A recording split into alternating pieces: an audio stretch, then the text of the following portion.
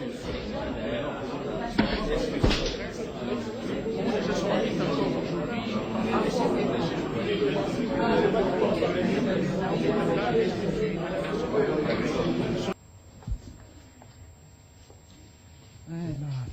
livraison du ministre, et là, ce sera un jeu de questions-réponses. La presse dans toute la salle qui est assez pleine déjà aujourd'hui. J'ai quelques petites préoccupations, monsieur le ministre. La première est celle de savoir que pensez-vous de ceux qui proposent des négociations type Sun City, qui parlent de Sun City bis. Aussi, que répondez-vous à ceux qui estiment que le M23, c'est parti d'une dissension interne au sein de la majorité présidentielle, parce que c'est lui qui occupe la tête de ce mouvement, à savoir Jean-Marie Rouniga, c'est un ancien du CNDP, il est membre de la majorité présidentielle. Enfin, négocier avec le M23, n'est-ce pas là accorder une prime à la guerre, d'autant plus que même les pays qui favorisent cette option, à savoir les pays de la CIRGL, pour ne citer que l'Ouganda et le Rwanda, n'ont jamais négocié avec leur rébellion interne, à savoir la LRA et les FDLR. Merci. Esther Abedi, Africa TV. Monsieur le ministre, quelques petites préoccupations au sujet justement de la réévaluation des accords du 23 mars 2009. Monsieur le ministre, vous avez soulevé tout à l'heure que les revendications du M23 changent du jour au lendemain. Peut-on croire aux résultats de ces réévaluations si nous savons tous que les carnets de M23 n'est toujours pas clair et il est toujours changeant? Au sujet justement de la situation sociale dans la province du Nord Kivu, vous venez de retracer un tableau qui est non satisfaisant. Ce sont des crimes économiques et autres crimes crimes humanitaires et puis crimes de guerre qui se multiplient. Est-ce la réévaluation prendra en compte ces éléments? En quoi ces éléments du M23 se sentiront-ils en sécurité de pouvoir participer à la réévaluation parce qu'ils se présentent déjà comme des bons criminels? Et la réconciliation de la population ne semble pas être prise en compte dans les chapelets des solutions proposées au niveau du gouvernement, alors que la conférence de Goma déjà en 2008 revenait sur la nécessité de la relance de la commission Vérité et Réconciliation. Merci. Julie Tefou, B1. L'opinion estime que s'il y a dialogue, le dialogue impliquerait le partage de pouvoir. Est-ce qu'on va en arriver là, monsieur le ministre? Aussi, dans un contexte où il n'y a pas de culture politique, où il n'y a pas de réforme d'armée, de la police et tout ça, comment est-ce que la République démocratique du Congo gagnerait cette bataille? Nous avons suivi que Canal Futur serait menacé de fermeture. Ça, c'est son directeur général qui l'a dénoncé ce matin à travers la radio, sous prétexte que le propriétaire de cette chaîne de télévision serait parmi ceux qui sont impliqués dans la déstabilisation du pays. Est-ce vrai? Mais aussi, quand vous parlez de réévaluation des accords, nous aimerions bien savoir si jamais il y aurait cette réévaluation, parce que les préalables seraient bien pris en compte. Quels sont les points qui seraient concernés par cette réévaluation des accords? Oui, c'est bon. Vous entendez que la partie... Kabanda RFI. Monsieur le ministre, de l'Ouganda, on avait appris que le président de la République avait rencontré ou avait reçu le coordonnateur politique du M23. Et juste après, disons quelques heures après, ou un jour après, on a démenti cette information. Pourtant, des officiels congolais aussi l'avaient confirmé. On aimerait savoir où se trouve la vérité. Est-ce qu'ils se sont vus? De quoi ils ont parlé? Sur quoi ils ont abouti dans leur conversation, dans leur entretien? Et la deuxième préoccupation, c'est que si le M23 ne se retirait pas de Goma, si les négociations échouaient, est-ce que les FRDC s'estiment aujourd'hui être en mesure de chasser le M23 de la ville de Goma et même l'anéantir sur l'ensemble du territoire occupé. Fiske Mandonga, CCTV.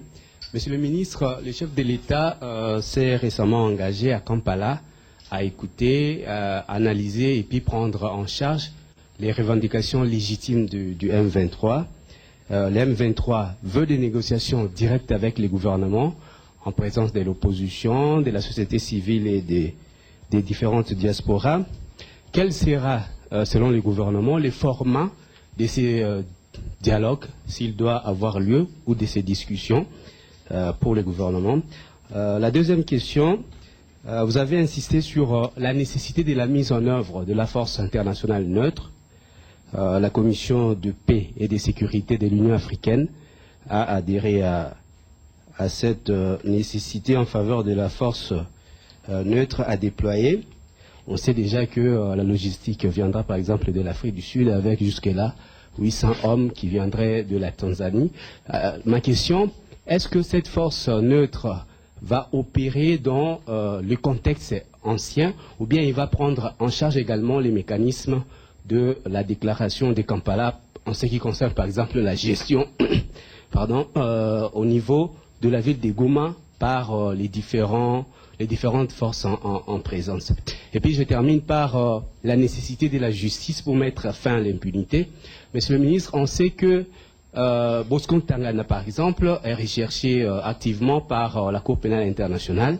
La RDC a toujours refusé de l'arrêter et de l'extrader pour souci de stabilité dans la région. Alors aujourd'hui, si le M23, dans les négociations, si elles doivent se tenir, exige la protection de ces seigneurs de guerre, comment réagirait le gouvernement? Merci, monsieur le ministre. C'est monsieur Dominique Mouken du journal Le Phare. Monsieur le ministre, le gouvernement est gestion bétonné et réclame, comme les États membres de la conférence internationale pour la région des Grands Lacs, le retrait du M23 de Goma et non le retrait de la RDC. C'est comme si, en se retirant de Goma, en restant à Rutshuru, donc il ne sera plus au pays. Consacrez-vous même là la organisation du pays. Quant à ceux, vous réclamez la nécessité du déploiement rapide de la force neutre internationale. J'aimerais savoir à quel point cette force sera déployée si jamais le M23 restera à Rutshuru. Enfin, la mère Mende, que je connais, à chaque point de presse, il fustigeait le rôle négatif joué par le roi de l'Ouganda aujourd'hui, n'a pas fait allusion. Il parle des mitins et en acceptant de négocier ou de réévaluer les accords de mars 2009, n'avez-vous pas de données au Rwanda et l'Ouganda de l'accusation qui pesait sur ces pays? Merci. Patinki Télé 50, Monsieur le ministre, il y a quelques jours, le président de la République sanctionnait un officier pour son implication dans l'appui justement à quelques groupes armés. Il s'agit du général Amissi. À ce jour, faute de son grade, faute également du grade des officiers militaires justement qui sont au niveau de la cour militaire, il ne peut pas être entendu. Alors, en ce moment, on risque de tomber dans le même schéma que chez BA. Quelles sont les dispositions prises, justement, par rapport à ça? Merci, monsieur le ministre. Richard Chako, le TGA. Est-ce que le gouvernement congolais, aujourd'hui, n'est pas pris dans son propre piège pour évaluer les accords du 23 mars 2009, d'autant plus que, selon ce qui est parmi les articles de ces accords, il est prévu le découpage territorial sur base ethnique. Aujourd'hui, c'est le M23 ex-NDP qui réclame. Le gouvernement congolais ne craint pas que demain, ce sera d'autres groupes armés qui vont encore prendre les armes et ce sera le cycle infernal. Merci. Monil Feboso, Télé 7. Monsieur le ministre, quand vous avez signé cet accord du 23 mars 2009, le M23 n'existait pas. sur le plan de droit, comment est-ce que vous allez réévaluer ou réexaminer cet accord avec un mouvement qui n'existait pas? D'autant plus que le CNDP, c'est un parti politique aujourd'hui membre de la majorité présidentielle. Vous ne voyez pas que vous serez en porte-à-faux par rapport à ces revendications, d'autant plus que nous savons que tous les 50 quelques mouvements, milices de l'Est du pays n'ont pas la même revendication que le M23. Ne serait-il pas possible que vous voyez plutôt les nouvelles revendications du M23 qui changent du jour au lendemain, comme vous l'avez dit vous-même? Et, Monsieur le ministre, vous avez dit qu'il n'y a pas de prime aux crimes qui sont commis.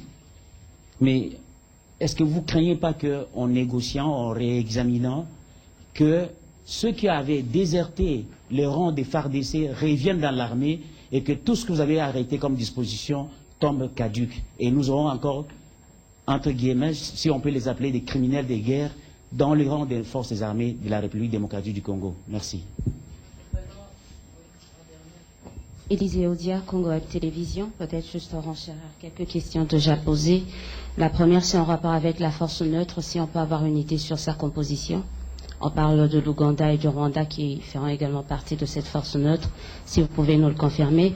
Mais également par rapport au retrait de M23 et la réévaluation des accords, est-ce que la thèse d'une agression est encore de mise? Voilà, c'est la dernière intervention. Bien. La première question d'Antenne A sur la proposition de Sun City Bis, je voudrais ici être très clair. Il y a des compatriotes qui croient que toutes les occasions sont bonnes pour arriver à leur fin. Que l'on agresse notre pays, qu'il y ait des gens qui soient en train de mourir, que les auteurs de ces abominations soient connus, au lieu de se focaliser dans la défense de l'intégrité de notre pays, dans la solidarité avec les compatriotes victimes de ces abominations, on regarde seulement ce qui peut servir ses petits intérêts égoïstes. Non, le gouvernement n'a pas le projet de marcher sur la Constitution.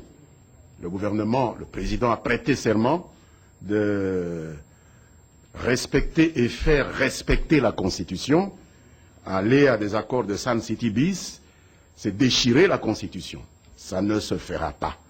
Ni dans le cadre du réexamen de ces accords de 2009, où on a clairement fait allusion au respect des institutions et de la Constitution, et encore moins ex nihilo, comme ça, parce qu'on a été agressé, il faut déchirer sa Constitution.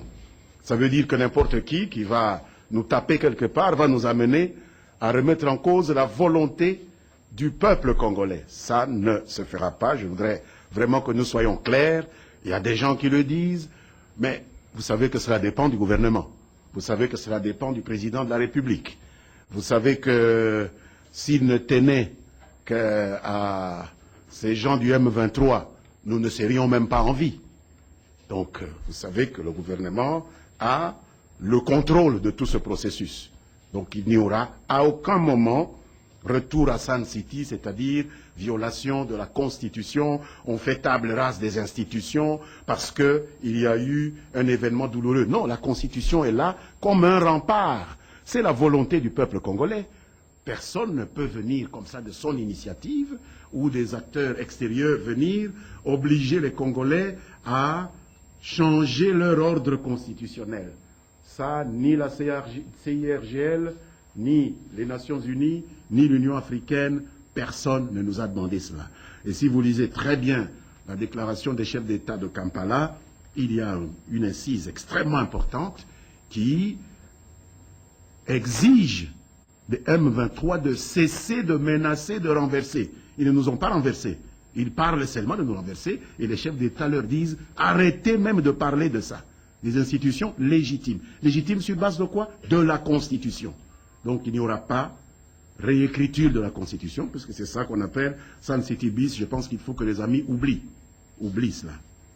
Nous avons lancé un message à l'unité nationale. Ce n'est pas pour aider ceux qui sont les ennemis de la paix dans notre pays, mais c'est pour consolider notre peuple dans sa volonté qui est quelque chose structuré dans la Constitution. Le M23, dites-vous, est une manifestation de dissension interne qui traverse la majorité présidentielle parce que le CNDP était membre ou est membre de la majorité présidentielle.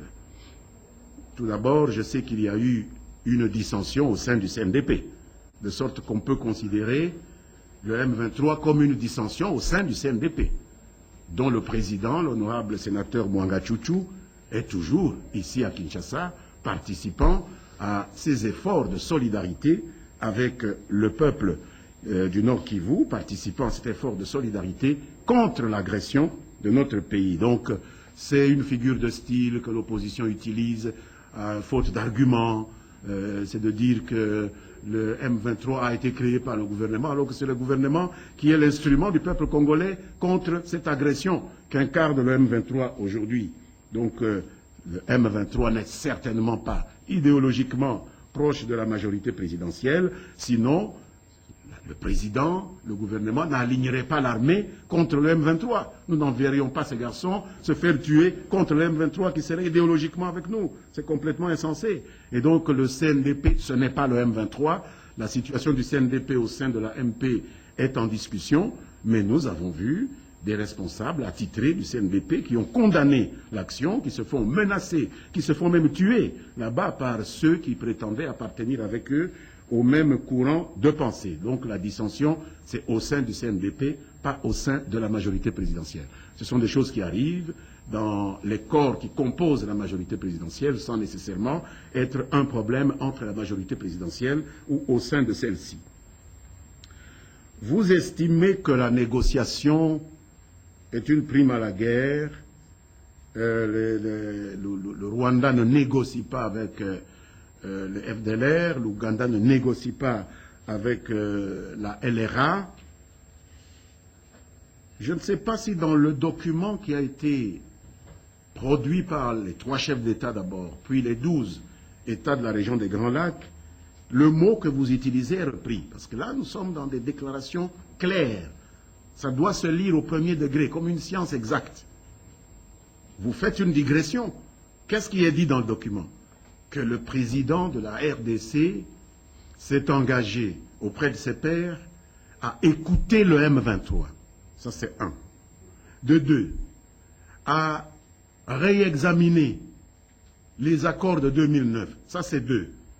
Et 3, à apporter une réponse aux griefs qui lui paraîtront légitimes. Ça, c'est 3. Bon, vous ajoutez négociation. Où est-ce que vous avez ramassé cela?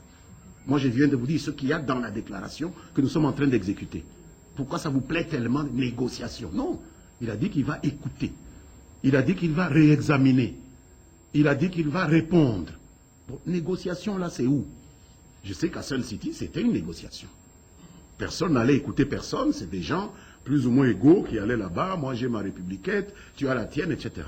Ici, nous avons un régime dont les auteurs même de cette déclaration, les chefs d'État, ont tenu à marquer leur solidarité avec leur homologue. Il est chef d'État. Personne ne doit chercher à l'humilier. Personne ne doit chercher à s'imposer à lui. Il faut déposer vos revendications, il va les examiner et il va répondre. Vous vous dites négociation, voilà, prime à la guerre, etc. Non, même l'Ouganda a écouté la LRA. Combien d'anciens cadres de la LRA ne siègent pas au gouvernement aujourd'hui à Kampala? Même le Rwanda a écouté le FDLR. Parmi les généraux qui commandent, le chef de la force de réserve de RDF aujourd'hui au Rwanda, c'est un ancien de FDLR. Vous croyez que si on ne les avait pas écoutés, si le président Kagame n'avait pas répondu à certains griefs qui voulaient qu'on intègre quelques officiers de FDLR, ce monsieur se trouverait à la tête d'un important commandement? Alors pourquoi voulez-vous que quand nous envisageons cela, ça devient prime à la guerre, négociation, etc. Non, ce qu'on a demandé, ce que le président s'est engagé à faire est clair. C'est vous qui parlez de négociation. Alors s'il vous plaît, revenez toujours à la lettre du texte, parce que c'est la lettre qui permet d'induire l'esprit. Africa TV nous renvoie au fait que les revendications du M23 changent chaque jour. Alors, est-ce que réévaluer les accords de 2009 ne va pas être un échec parce que chaque jour ça change? Je ne vois pas en quoi cela pourrait porter à caution, parce que les seules revendications du M23 qui feront l'objet de réexamen selon l'entendement du gouvernement et l'esprit et le texte de la déclaration de Kampala des chefs d'État, c'est ceux qui ont un rapport avec les accords de 2009. Ce n'est pas des histoires d'aller... on nous apprend qu'il faut même faire un supermarché à Goma. Il faut construire un ShopRite à Goma. Est-ce que vous croyez que c'est sérieux, ça? Des bêtises comme ça? Non, nous parlons bien des revendications qui sont dans un cahier de charges qui a été pris en main par les délégués du gouvernement en 2009, et quand même le nom de ce mouvement, de cette pseudo-mutinerie, son nom quand même a du sens. Il faut quand même que ces gens se rappellent qu'il s'appelle M23. Le 23 là, ce n'est pas du hasard, c'est le 23 mars 2009. Alors pourquoi voulez-vous que nous prenions en compte les revendications loufoques qu'on veut mobiliser des soutiens à Kinshasa? Oui, M. Kamanda a eu des ennuis avec la police hier, demandons qu'on le libère, il va nous soutenir. Mais enfin, c'est ridicule. Vous croyez que notre gouvernement va se plier à des bêtises comme ça? Ni nous, ni la CIRGL, ni les Nations Unies, ni personne ne peut accepter cela. On leur a déjà dit qu'ils sortent de Goma sans conditions. Ils n'ont pas de conditions à mettre. Donc, nous ne considérons pas toute la panoplie de la rubrique des faits divers qu'ils essayent d'utiliser. Tout le monde comprend que c'est des manœuvres dilatoires. Ils voulaient gagner du temps pour continuer peut-être à piller Goma, en sachant qu'ils vont partir, mais puisqu'il faut quand même une justification pour traîner, bon, ils vous lancent des histoires, chaque jour de nouvelles histoires, mais ils savent très bien, eux, que c'est sur les accords de 2009. Ces accords, nous allons les évaluer dès qu'ils auront terminé à évacuer Goma. Dès que le dernier de leurs hommes quitte Goma, nous comptons 48 heures et nous commençons à évaluer. Nous n'avons pas dit nous commençons à négocier. Nous commençons à réexaminer ces accords-là pour voir quels sont les griefs qui sont effectivement légitimes. C'est le président qui juge de la légitimité des griefs. C'est lui qui a un mandat du peuple congolais. Il n'y a personne qui a ce mandat-là. L'autre question d'Africa TV, c'est les destructions au Nord Kivu, qui font que maintenant ces gens sont des criminels. Vous savez qu'il y a des choses qui sont à la portée des institutions, dans notre ordre juridique et même dans l'ordre juridique mondial.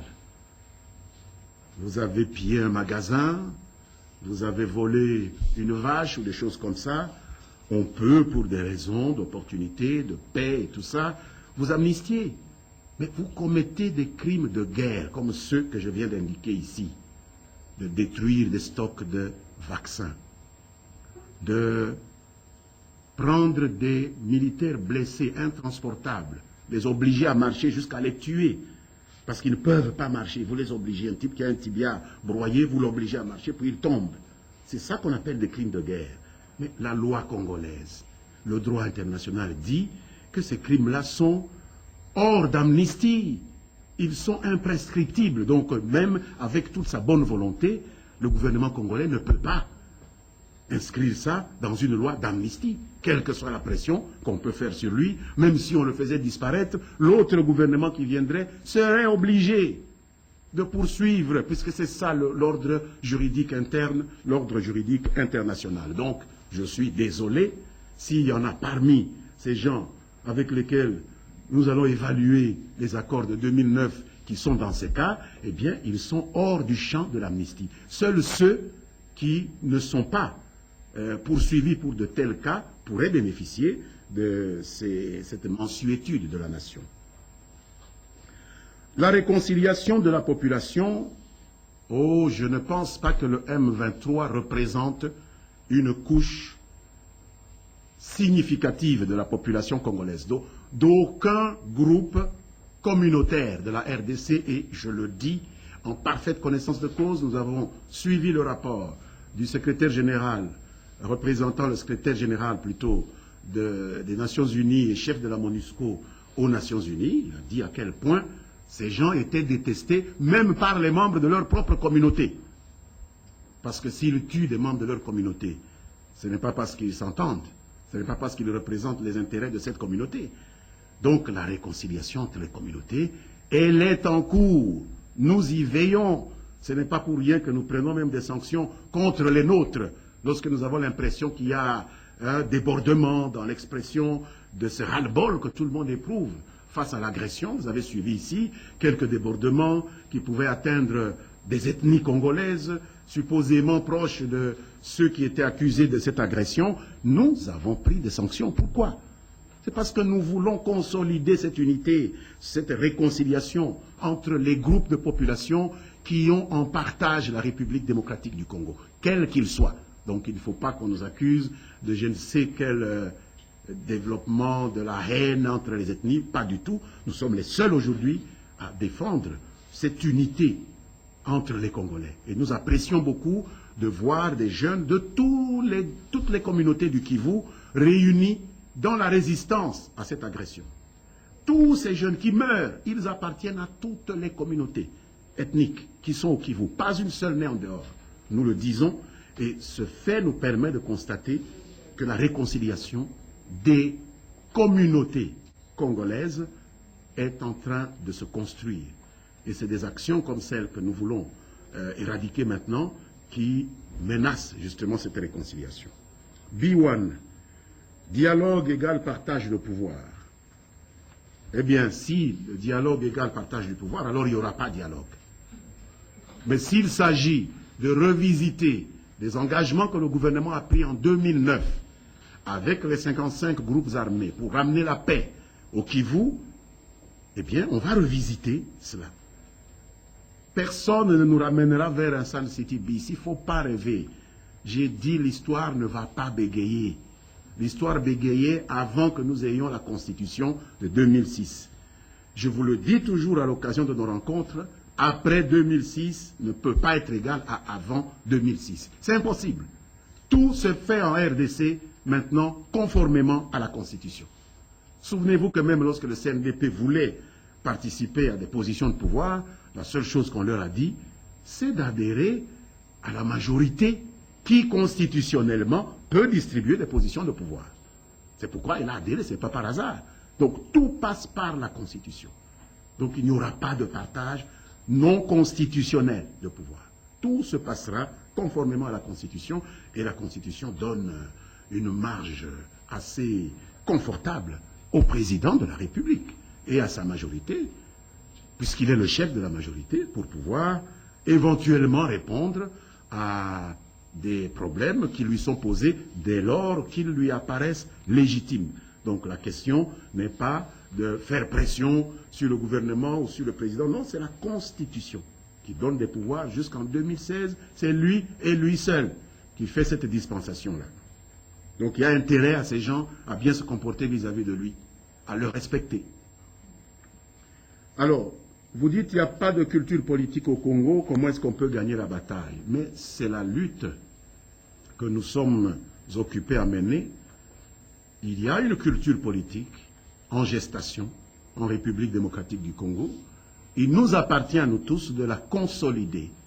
Nous ne pouvons pas rester ce peuple sans culture que l'ancien président sénégalais, M. Wade, lorsqu'il est venu ici pour assurer une médiation entre l'ancien régime et l'opposition, nous avait taxé de façon tout à fait qui ne nous remplit pas de fierté. Nous pensons que nous évoluons. Nous avons accumulé de l'expérience. Nous savons que la culture politique commence par le respect d'un corpus qui s'appelle la Constitution. Parce que c'est le respect de la volonté du peuple. La culture politique, c'est le fait de ramener tout le monde au respect de la volonté du plus grand nombre. Et la volonté du plus grand nombre est dans la Constitution. C'est pourquoi nous maintenons le cap. On ne nous sortira pas de ce cap-là. C'est ça la culture politique. Canal Futur menacé de fermeture pour participation à la déstabilisation. Non, la question est mal posée. Canal Futur n'aimait pas. Ça fait des années que cette télévision n'aimait pas. Comment on peut fermer quelque chose qui est fermé? Est-ce que c'est possible? Canal Futur n'est pas en train de fonctionner pour qu'on ferme Canal Futur. Canal Futur fait des démarches pour pouvoir être autorisé à émettre. Des démarches administratives normales. Dans l'examen du dossier de cette télévision, le ministère des médias, qui est en charge de ces autorisations, a noté qu'au niveau des services compétents du gouvernement, il existe une enquête en cours sur une implication présumée. C'est une présomption, parce que les services du gouvernement n'ont pas qualité pour déclarer quelqu'un coupable ou quoi, mais il y a une présomption assez sérieuse de l'implication d'un des partenaires dans ce projet, dans la déstabilisation en cours de notre pays. À moins de me dire que la déstabilisation en cours de notre pays, moi je la rêve, elle n'existe pas, que personne n'est en train de déstabiliser notre pays, mais si effectivement notre pays est en train d'être déstabilisé et que des informations arrivent à un ministère responsable du gouvernement qu'il y a quelqu'un dans ce secteur qui veut opérer dans ce secteur, qui est présumé impliqué dans cette déstabilisation, la moindre des choses, c'est d'attendre la fin de cette enquête. Et c'est ce que nous avons fait. Nous n'avons pas dit qu'on ne donnera pas l'autorisation d'émettre. Nous avons dit, nous avons informé très honnêtement notre partenaire que j'ai pris la décision de surseoir à la clôture de ce dossier. Parce que si je le clôt maintenant avec cette présomption, je vais refuser. Quelqu'un qui est présumé prendre part à une agression contre le pays qui est en train de se dérouler. Mais écoutez, l'émotion de l'opinion veut que si je l'autorise, je risque d'être interpellé au Parlement et d'avoir des problèmes. Et donc, par souci pour ses propres droits, je dis, je ne l'examine pas tant que je n'ai pas reçu les résultats de cette enquête. Prenez patience. C'est ce que nous avons dit et je ne change pas d'un iota ma position. Alors, la réévaluation, sur quel point? La réévaluation, c'est la réévaluation des accords du 23 mars 2009. Vous avez tous reçu copie de ces accords. Vous les avez abondamment publiés. Nous les avons même réévalués avec les deux présidents, ex-présidents africains, qui avaient reçu la charge de nous accompagner dans ces contacts avec les 55 mouvements armés et qui ont jugé tout à fait satisfaisante la façon dont les accords ont été exécutés par le gouvernement. Maintenant, on veut justifier la guerre par le fait que, malgré ce que disent ces deux chefs d'État africains très respectés, les accords auraient été mal appliqués. Alors nous disons, réévaluons. Les chefs d'État nous ont demandé de les réévaluer. Ce sont ces accords-là, c'est les points qui font partie de ces accords-là qui vont être réévalués. Et tenez-vous bien, nous allons vous informer du résultat de cette réévaluation. Pour l'instant, elle n'a pas commencé, parce qu'elle ne commencera que quand Goma sera libéré complètement. Question de RFI. En Ouganda, le chef de l'État a reçu la coordination politique du M23, puis on a démenti et on a confirmé. De quoi s'est-il agi?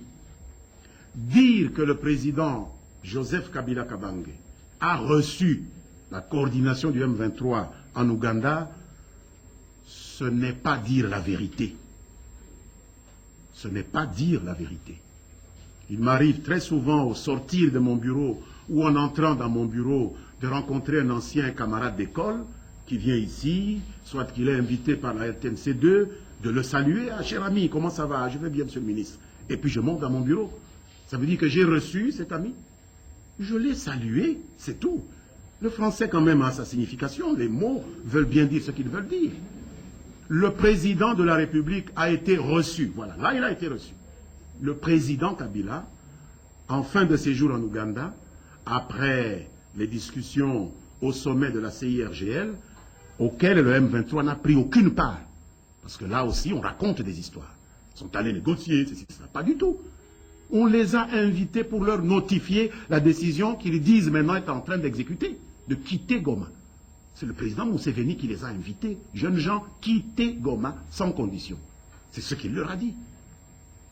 Mais le président Joseph Kabila est allé conduire la seule délégation qui représente la RDC, participer à ces discussions, à la CIRGL, et à la fin des discussions, ils avaient rendez-vous au palais du président Museveni. Il est allé pour une audience d'au revoir, ils ont discuté, et au moment de le raccompagner, le président Museveni lui a dit « Tiens, est-ce que je pourrais vous présenter les personnes qui sont venues pour le compte du M23 recevoir l'injonction des chefs d'État ?»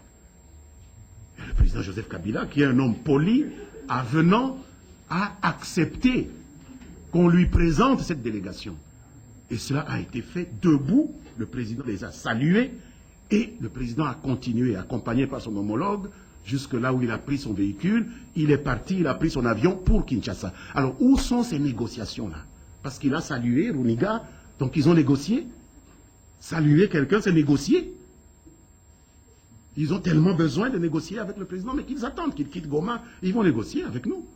Qu'est-ce que c'est que cette histoire de raconter des histoires pour se donner une importance qu'on n'a pas? Runiga n'est pas le chef d'État. Je ne sais même pas s'il aura le président en face de lui un jour. Non. Il ne faut pas qu'on prenne des vessies pour des lanternes. Il les a salués. Il n'y a pas eu de négociations. Vous voulez savoir ce qu'ils se sont dit? Il n'y a pas eu d'échange. Ils ne se sont rien dit. Nous attendons qu'il quitte Goma. 48 heures après, nous verrons bien comment réévaluer, écouter et répondre aux griefs que nous jugerons légitimes. Voilà la réalité. Alors, si le M23 ne se retire pas de Goma, est-ce que les FARDC vont les chasser? Vous savez, la responsabilité des troupes FARDC n'est pas déterminée par la déclaration de la CIRGL. Par rapport à la garantie de l'intégrité territoriale de la RDC, par rapport à la sauvegarde de la sécurité des populations de la RDC, les FARDC ne sont pas soumises au bon vouloir d'une organisation régionale. C'est un devoir permanent pour les FARDC de expulser du territoire congolais toute force irrégulière. C'est un devoir permanent des FARDC de réduire tout groupe en armes irrégulier sur notre territoire, qui s'appelle M23, qui s'appelle FDLR, qui s'appelle Raïa Mutomboki. Les FARDC ont le devoir de désarmer quiconque est en armes sans appartenir ni au FARDC, ni à la police, ni au service officiel de sécurité. Donc il ne faut pas lier les devoirs des FARDC avec les résolutions qui ont été prises à Kampala. Le M23 se retire, tant mieux. C'est la solution au moindre coût en vies humaines. Le M23 ne se retire pas. Le M23 doit faire face à la force congolaise. Le FARDC n'est pas quelque chose d'isolé. C'est le peuple congolais qui est en armes, qui s'organise. Donc le peuple congolais n'a jamais autorisé le M23 à demeurer ad vitam aeternam à Goma. Un moment viendra où les FARDC devront les chasser. Voilà ce que je donne comme réponse à cette question. Et elles peuvent les chasser. Nous avons des problèmes, nous sommes en train de les résoudre, vous savez comment. Et donc, c'est pour accroître nos capacités. Et je vous assure que s'il s'agissait seulement des M23, ce n'est pas les FARDC que vous auriez vus sur terrain. Ce seraient des unités de la force d'intervention de la police qui auraient résolu ce problème. On n'a pas besoin de l'armée avec les seuls M23. Vous le savez, vous tous. Alors, CCTV nous dit... Le chef a dit vouloir écouter, il a dit vouloir réexaminer et il a dit vouloir apporter des réponses aux griefs légitimes. Le M23 veut des négociations avec l'opposition, avec la société civile. Quel est le format? Mais quel est le format d'une écoute? Je ne sais pas. J'ai reçu hier ici les patrons des médias audiovisuels pour les écouter sur un problème. Quel est le format? C'est moi qui ai déterminé le format, puisque c'est moi qui ai pris l'initiative, puisque c'est moi qui ai la responsabilité du secteur. J'aurais pu aller dans le bureau de M. Kibambi, qui est le président de cette corporation. J'aurais pu aller chez Digital Congo, qui a de très beaux emplacements, pour qu'on se réunisse là-bas. J'ai estimé que c'était ici, le lieu, le format, et ils sont venus ici, nous nous sommes réunis. Donc le format, c'est le président qui décide. C'est au président qu'on a dit d'organiser. On n'a pas dit au M23 de se mettre en contact avec son homologue, le président, pour... Non, il n'y a qu'un président au Congo. C'est à lui que ses pairs ont demandé d'écouter, d'évaluer et de répondre. Donc le format sera celui déterminé par Joseph Kabila Kabange et que son gouvernement mettra en exécution. Voilà pour répondre à cet aspect de la question. La mise en œuvre de la force internationale neutre, est-ce qu'elle va opérer dans le contexte ancien, gestion de la ville de Goma par les différentes forces en présence? Où avez-vous ramassé cela? Moi, j'ai le texte de l'accord de la déclaration de Kampala, en dehors de l'aéroport où on a autorisé une compagnie de M23 d'être là parce qu'ils prétendaient que dès qu'ils auront le dos tourné, il y aura débarquement de forces aéroportées pour saboter l'ensemble du processus. Où est-ce qu'on a dit que la ville de Goma serait administrée par toutes les forces en présence? C'est où? Dans quel document? Moi, je n'ai pas vu ça. C'est Runiga qui raconte sa vie. Mais dans le texte, vous avez vu ça où? Dans le texte, la ville de Goma n'est administrée que par l'État congolais, avec la seule présence des FARDC et de la police nationale congolaise. Alors pourquoi vous en rajoutez? Vous écoutez ce que Runiga dit et vous mettez ça dans le texte des chefs d'État? C'est faux. Cela n'a pas été dit. Donc la force internationale neutre va opérer. Il n'y a pas un contexte ancien, un contexte nouveau. Le contexte a été délimité par les chefs d'État de la CIRGL. C'est éradiquer les forces négatives, on les connaît. C'est se déployer à la frontière à problème, la frontière entre la RDC et le Rwanda. Et on a vu à quel point cette frontière est une frontière à problème. Pas seulement pour nous, mais même pour nos voisins. Donc ce n'est pas une mauvaise chose que de déployer, de sécuriser davantage cette frontière. Et c'est ça que les chefs d'État ont voulu. C'est ça que l'Union africaine veut maintenant.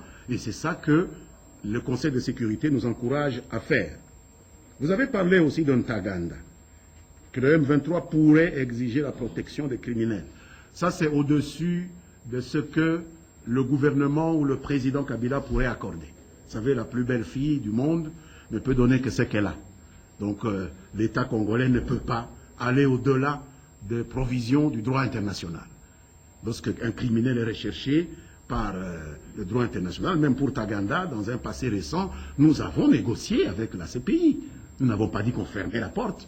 Nous avons dit, pour pacifier le Kivu, nous avons besoin qu'on puisse temporiser l'arrestation de ce monsieur pour telle et telle raison.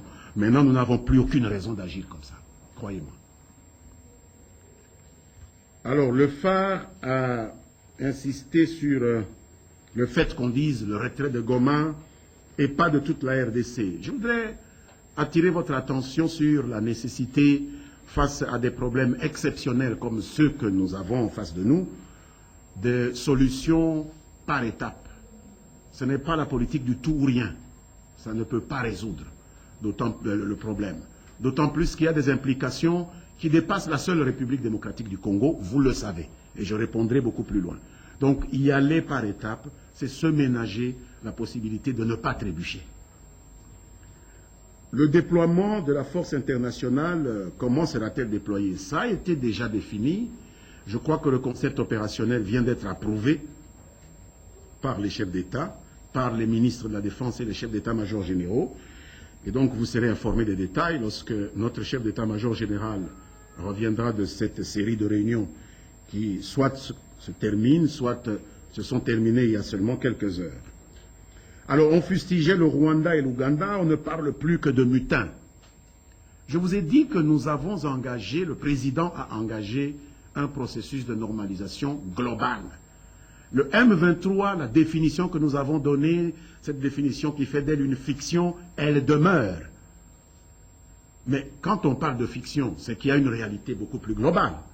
Or, le président et le gouvernement sont engagés à réduire les tensions à ce niveau global. Pourquoi voulez-vous amener le ministre porte-parole du gouvernement à remettre encore de l'huile sur le feu au moment où nous sommes en train de réduire la tension au niveau global? Quel est l'intérêt de la République? Qu'on réduise les tensions au niveau global ou qu'on mette de l'huile sur le feu pour faire plaisir à qui? À vos lecteurs? Nous ne pouvons pas faire ça. Nous sommes engagés dans un processus de réduction des tensions. Nous y allons jusqu'au bout. Si ça échoue, nous en tirerons les conséquences. Et nous nous en expliquerons devant la nation, devant le Parlement. Pour l'instant, le processus est en cours et nous lui donnons une chance, en nous réservant parfois de distribuer des noms de petits oiseaux, comme nous le faisions, à raison, à un moment donné. et que nous ne pouvons plus le faire maintenant à cause justement de ce processus. Parce que je vous dois la vérité.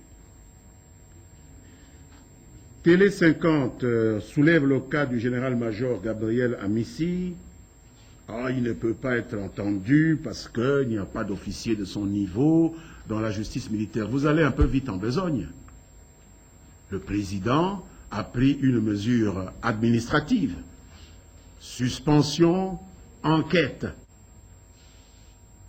La mise à la disposition de la justice est une autre mesure qui est prise par le parquet militaire, peut-être le parquet général de la République, et lorsque de telles mesures sont prises, évidemment, le commandant suprême des forces armées ou le Conseil supérieur de la défense, tenant compte du niveau de grade de l'intéressé, est obligé de constituer un panel de juges de grade plus ou moins équivalent ou de grade supérieur. Mais au niveau d'une enquête administrative qui doit corroborer, parce que l'enquête c'est une enquête à charge et à décharge, corroborer ou démentir les faits, il n'est nul besoin d'avoir des officiers de grade plus ou moins égal. Donc attendons les résultats de l'enquête pour qu'on sache si une décision de déférer l'intéressé devant la justice est prise. À ce moment-là, je vous assure que de manière tout à fait automatique, on désignera les juges qualifiés pour entendre cet officier supérieur, cet officier général à 2 étoiles. Vous avez même rappelé le schéma Tchébéa. C'est tout à fait hors propos. Parce qu'à aucun moment, on a présenté l'officier général auquel vous faites allusion, le général Numbi, j'imagine, comme un suspect que l'on devait entendre par la justice. Depuis quand est-ce qu'il est obligatoire qu'un témoin, qu'on puisse recueillir les déclarations d'un témoin uniquement par des gens qui ont son grade ou le grade supérieur? Il est témoin, son statut c'est celui de témoin, mais vous vous en parlez comme s'il était suspect. C'est la justice qui donne à quelqu'un le statut de suspect. Alors, quand est-ce que la justice lui a donné le statut de suspect pour que vous regrettiez qu'il n'y ait pas de généraux de son niveau ou du niveau supérieur pour le juger? Vous êtes en train de suivre les commentaires d'une ONG et vous voulez transformer ça en décision de justice? Non. Jusqu'ici, c'est la justice qui décide si quelqu'un est suspect ou pas, et tel n'est pas le cas avec cet officier. Donc, tous les deux exemples ne tiennent pas la route. Richard Chacot nous a demandé si le gouvernement n'était pas pris dans son propre piège, qu'il va évaluer les accords qui portent sur le découpage des provinces. Je ne sais pas, quels sont ces accords signés par le gouvernement où on parle de découpage des provinces? Je ne sais pas s'ils existent, vous me les montrerez, mais ceci touche à la Constitution. Et là, c'est la ligne rouge. Vous savez très bien que même si on devait réexaminer des positions qui portent sur des actes qui violent la Constitution, nous ne pouvons pas nous y engager. C'est la ligne rouge, on ne peut pas. Les provinces sont délimitées par la Constitution et il n'appartient pas au sieur Runega et à ses amis de venir réécrire la Constitution de la RDC. C'est comme si vous vouliez les mettre sur le même pied d'égalité que le peuple congolais. Pas du tout. Donc il faut oublier cela. Il n'y aura pas de réexamen en ce qui concerne le découpage des provinces, même si certains le souhaitent. Télé 7 parle des accords de 2009.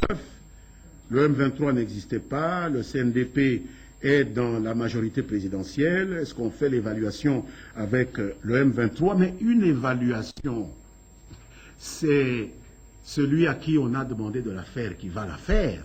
Pourquoi est-ce que quand on parle d'évaluation, vous voyez tous négociation? Une évaluation. Quand moi j'évalue l'action d'une entreprise placée sous ma tutelle, je ne négocie avec personne. Je demande aux responsables d'entreprise, amenez-moi les documents, que j'évalue votre action. Est-ce qu'évaluation veut dire négociation? Le président va évaluer. Pourquoi est-ce que vous devez savoir s'il va évaluer avec le CNDP, avec le M23? Il y a eu 55 mouvements armés. Pourquoi seulement le CNDP? Et même si le M23 serait l'héritière du CNDP, pourquoi seulement le CNDP? C'est le président, c'est la République qui va évaluer avec le concours de ceux qui nous avaient aidés, notamment le président Obasanjo, le président Mukapa, et on verra bien, sur base de leurs revendications, on les juxtapose à l'évaluation faite par le président, et le président va proposer des réponses qu'il jugera des réponses à des griefs estimés légitimes. Nous n'accorderons plus jamais de primes à la guerre. nous n'accorderons plus jamais de prime au crime. Donc, c'est pourquoi nous avons dit que cette réévaluation ne peut pas nous amener à exonérer les auteurs de crimes contre l'humanité, de crimes de guerre qui se sont commis jusqu'à cette nuit. Il est impossible d'accepter cela, sinon nous tuons l'État de droit dans notre pays. Congo Web, enfin, est revenu sur la force internationale neutre pour demander si Rwandais et Ougandais y trouveront leur place. Je dis non, pas plus que les Congolais. Il n'y aura pas de Congolais, il n'y aura pas d'Ougandais, il n'y aura pas de Rwandais dans la force internationale neutre. La seule contribution du Congo est budgétaire. Nous allons mettre beaucoup d'argent dans la force internationale neutre aux côtés de l'Afrique du Sud, parce que nous sommes les premiers concernés, et je crois que les Congolais sont d'accord que leur argent serve aussi à les sécuriser. Mais pas de troupes, parce que ça créerait un problème de neutralité à cette force, et vous comprenez bien pourquoi. L'agression, la dernière question, vous dites l'agression, c'était quoi? Toutes les définitions que nous avons données, si vous voulez que je vous les répète, sont toujours d'actualité. Nous avons simplement décidé de tenir compte de la nouvelle situation créée par le rapprochement intervenu entre nos chefs d'État, y compris les États avec lesquels nous ont opposé une polémique farouche. Et donc, nous sommes décidés à nous concentrer sur la solution de cette problématique au lieu de continuer avec le discours polémique. Voilà la réponse. Et donc, nous n'allons plus, jusqu'au moment où nous verrons les résultats, qui peuvent être évalués par tout un chacun, nous a donné à cette polémique. Nous avons fait une trêve à cet égard au niveau de la parole. Voilà. Je vous remercie. Eh bien, amis téléspectateurs, vous avez suivi là pendant une heure l'intervention du porte-parole du gouvernement, le ministre de la mer Mendo Malanga, qui est revenu sur la situation dans l'Est de la République démocratique du Congo et essentiellement sur les résolutions, ou plutôt les recommandations prises par les présidents membres de CRGL qui venaient de se tenir il n'y a pas longtemps à Kampala. Mendo Malanga de dire à la nation congolaise, mais aussi à travers le monde, que l'histoire ne va pas bégayer pour permettre cette fois-là à des mutins qu'ils signent des accords. Plus jamais la République démocratique du Congo négociera lorsqu'il s'agit de réévaluation. C'est net et c'est clair, mais ne parle pas de nuances, mais parle de nettes différences. Ainsi donc, le parti pris en présence, par rapport aux décisions prises à Kampala, tout dernièrement, cela devait être respecté scrupuleusement, parce qu'il s'agit là de 10 points essentiels et qui vont amener la paix en République démocratique du Congo et surtout au M23 ou aux soldats de M23 de revoir leur position, d'autant plus que toute autre chose ou toute autre démarche ne pourrait se faire qu'après les retraits de ces militaires de M23 dans la ville de Goma, mais aussi à Sake. De plus en plus, le ministre Mende, répondant à une question d'un confrère, a dit nous parlons beaucoup de forces neutres internationales, l'occasion est donnée et ce sera parti désormais dans quelques jours, dans quelques semaines, si cela est possible, la République démocratique du Congo ou l'opinion internationale serait en face de militaires, de forces neutres internationales. C'est de cela qu'il s'est agi suffisamment ici. Et le ministre Mende Malanga a demandé à la presse congolaise et internationale de ne pas prendre en compte les commentaires des ONG ou des autres organisations ou structures pour remplacer les recommandations qui ont été prises à Kampala, parce que jusqu'ici on devra partir justement de ces recommandations pour que tout s'anime, pour que désormais la paix revienne en République démocratique du Congo. Mende a insisté, jamais. Alors jamais la République démocratique du Congo va faire bégayer son histoire par rapport à la paix ou par rapport à la recherche de la paix. Ainsi donc, le peuple congolais devra rester solidaire aux efforts du chef de l'État, solidaire au gouvernement de la République qui a entrepris beaucoup d'efforts ou qui entreprend beaucoup d'efforts de façon inlassable pour que la paix revienne dans l'Est de la République démocratique du Congo. Il a insisté, répondant à une question d'une consoeur en disant « Si vous voulez bien savoir, nous n'avons plus le droit aujourd'hui de commencer à nous quereller ou de commencer à désigner ce que nous savons. Nous avons fait une trêve, nous parlons du processus de paix, ce qui engage tous les pays membres de la CRGL. C'est donc une belle avancée, quelque chose qui a tenu l'attention, l'espoir renaît, et dans quelques jours, sait-on jamais quelle réponse pourra donner, et au dire des mains de Malanga, c'est déjà là le début d'un espoir et c'est un élan parti. Koiba Timba, Bisono Yotolandi, Makambo Konzi. Conférence de presse de l'eau, le Bami Makambo Bele, Makambo Etali, paix, Nakoma, Bato M23 Bazonga, Bami Monate que Bango Bazali, président de la République, ni gouvernement de la République, mais Bami Monate que Bato Basali Mbeba, parce que, au fait, effectivement, Koiba Timba, le ministre Mende de dit, ceux qui se proclament patriotes, ceux qui se réclament libérateurs se sont mis à piller la ville de Goma, à causer de morts, même dans le niveau de la santé, au niveau des hôpitaux. C'est tellement dramatique, c'est tellement difficile, c'était inhumain pour qu'on parle sincèrement de compatriotes, ni moins encore de libérateurs. Koiba Timba.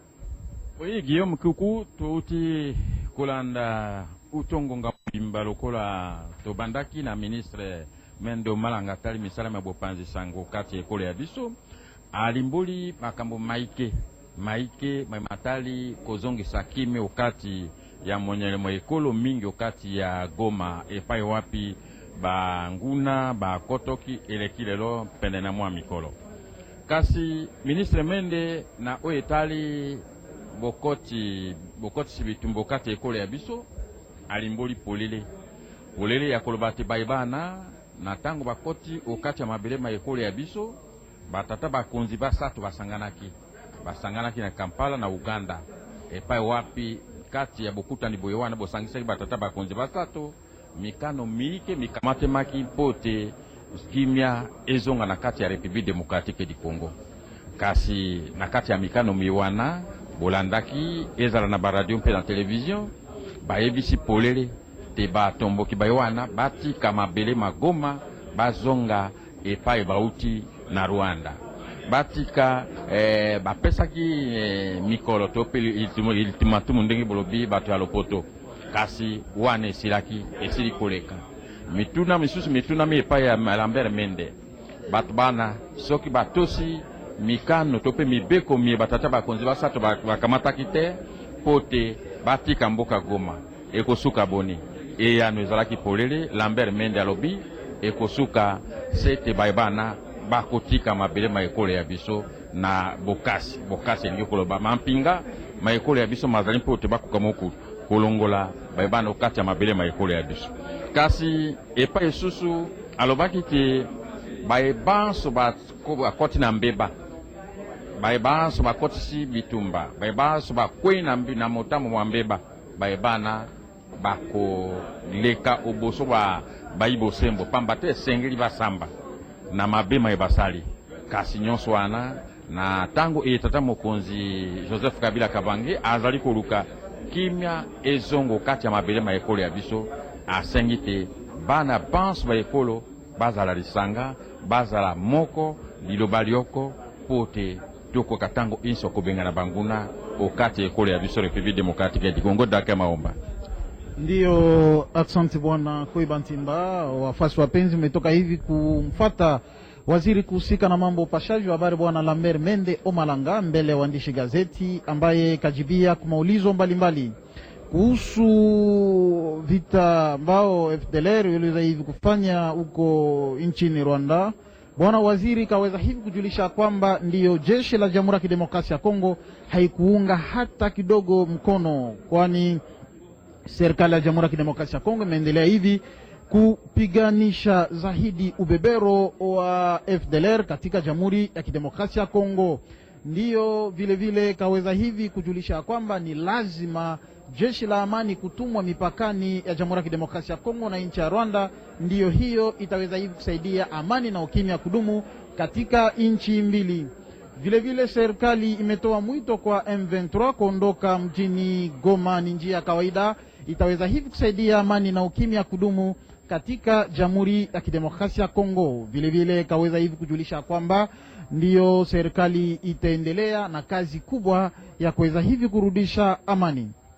Waziri vile vile alitoa mwito wa masaidiano kwa wale wanaraia wanaopatwa na magumu mbalimbali. Kuhusu habari nyingine kaweza hivi kujulisha kwamba kukimbia kwa raia imefanya magumu kuangamiza zaidi wanaraia ambao wamekosa chakula na vitu mbalimbali. Kuingia kwa M23 mjini Goma imefanya watu wengi kufariki, hata 60 na wengine kupotea.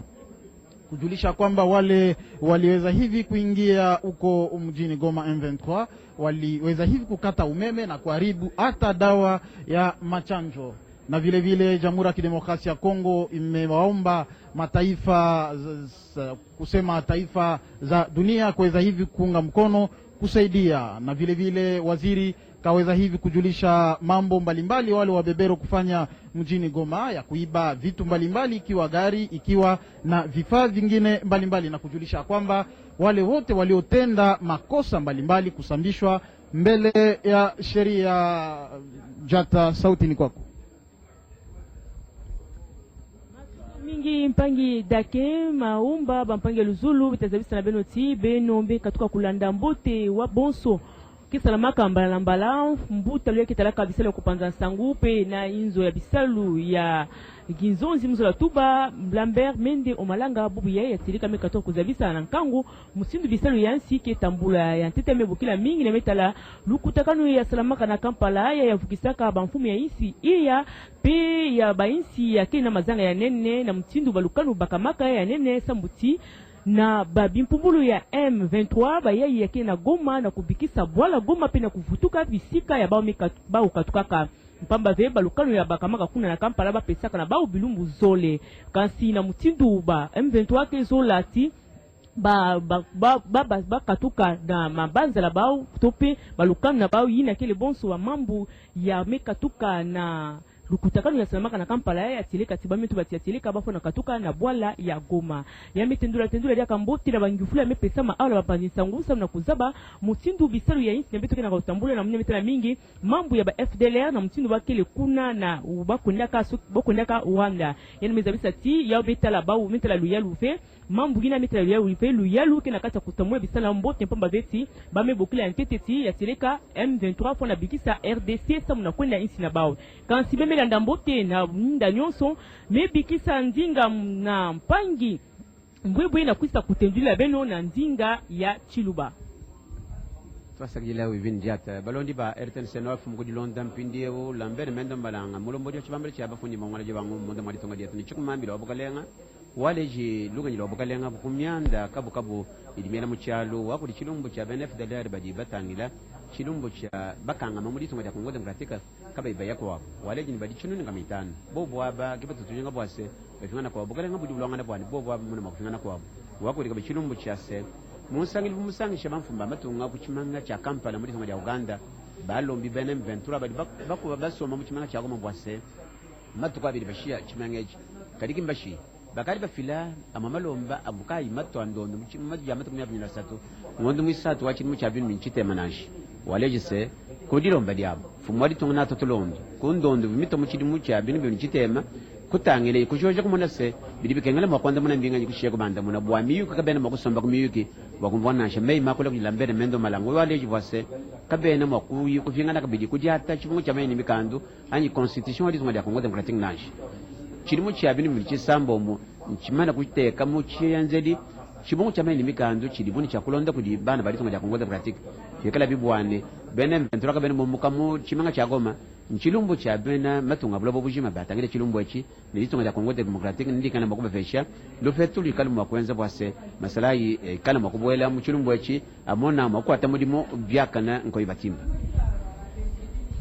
Amis téléspectateurs, je suis en train de vous dire que nous étions en train de mettre en direct et en temps réel dans la salle de conférence du ministère des Médias où le porte-parole du gouvernement, le ministre Mende Omalanga, a fait un point de presse. Il est revenu sur la situation dans l'Est, ce n'est que normal parce que c'est cela qui fait l'actualité. Même dossier, suffisamment de clichés. Aujourd'hui, le ministre Mende Omalanga a dit apporter l'éclaircissement à la presse nationale et internationale sur les résolutions et recommandations prises par le chef d'État membre de CERGEL lors du mini-sommet, lors du sommet extraordinaire de Kampala. Tout a été dit.